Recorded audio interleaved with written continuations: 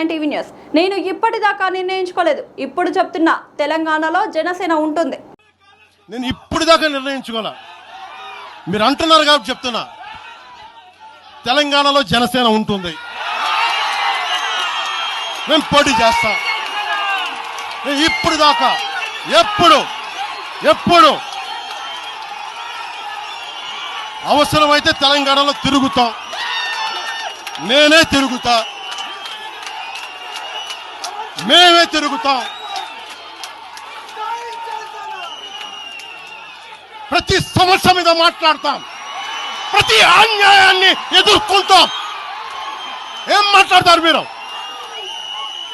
ఇది తెలంగాణ భారతదేశంలో అంతర్భాగం, మర్చిపోకండి.